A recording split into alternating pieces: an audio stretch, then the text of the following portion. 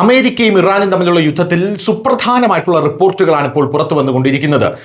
ഇസ്രായേലും ഇറാനും അമേരിക്കയും തമ്മിലാണ് യുദ്ധത്തിൽ ഏർപ്പെട്ടത്. പക്ഷേ പ്രത്യക്ഷമായി അമേരിക്കയും ഇറാനും തമ്മിലുള്ള യുദ്ധമാണ് ഇത് എന്നാണ് നമ്മളെല്ലാവരും റിപ്പോർട്ട് ചെയ്യുന്നത്. പക്ഷേ ഇസ്രായേൽ ഇതിൽ ഒരു ഭാഗത്തു നിന്ന് വളരെ വലിയ രീതിയിലുള്ള പ്രവർത്തനങ്ങൾ നടത്തി വരുന്നുണ്ട്. ലെബനനിലേക്ക് അവരുടെ ആക്രമണം വളരെ വ്യാപകമായി നടത്തുന്നുണ്ട്.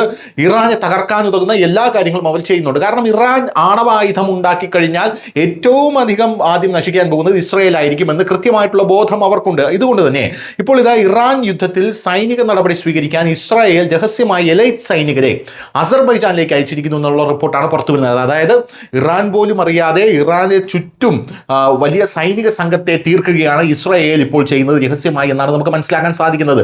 ഒരർത്ഥത്തിൽ പറഞ്ഞാൽ ഇറാനെ വളയുകയാണ് ഇസ്രായേൽ എന്ന് തന്നെ നമുക്ക് പറയേണ്ടി വരും. ഇപ്പോൾ ഇതാ നമുക്ക് മനസ്സിലാകുന്ന കാര്യം എന്താണെന്ന് പറഞ്ഞാൽ ഇറാനുമായുള്ള യുദ്ധകാലത്ത് ഇറാനെതിരെയുള്ള പ്രവർത്തനങ്ങൾ നടത്തുന്നതിനായി മേഖലയിലുടനീളം നിർമ്മിച്ച വിശാലമായ ഒരു രഹസ്യ ശൃംഖലയുടെ ഭാഗമായി ഇസ്രായേൽ അസർബൈജാനിൽ ഉന്നത സൈനിക ചാര യൂണിറ്റുകൾ രഹസ്യമായി സ്ഥാപിക്കുന്നു എന്ന് ഇപ്പോൾ CNN റിപ്പോർട്ട് ചെയ്യുന്നുണ്ട്.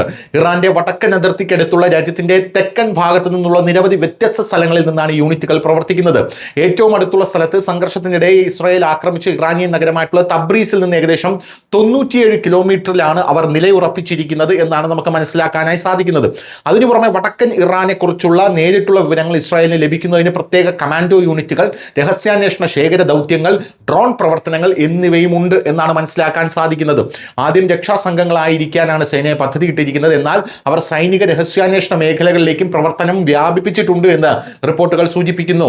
ഇറാനെതിരായ പ്രവർത്തനങ്ങൾ അയൽ രാജ്യങ്ങൾ വലിയ പങ്ക് വഹിക്കുന്നു എന്നാണ് ഇതിൽ നിന്ന് നമുക്ക് മനസ്സിലാക്കാൻ സാധിക്കുന്നത്. മിഡിൽ ഈസ്റ്റിലെ ചുരുക്കം ചില സൈനിക താവളങ്ങളിൽ ഒന്ന് മാത്രമാണ് അസർബൈജാനിലെ നിശബ്ദ വിന്യാസം ഇസ്രായേലിന് ഇറാനിലേക്ക് അഭൂതപൂർവമായിട്ടുള്ള പ്രവേശനമാണ് നൽകിയിരിക്കുന്നത്.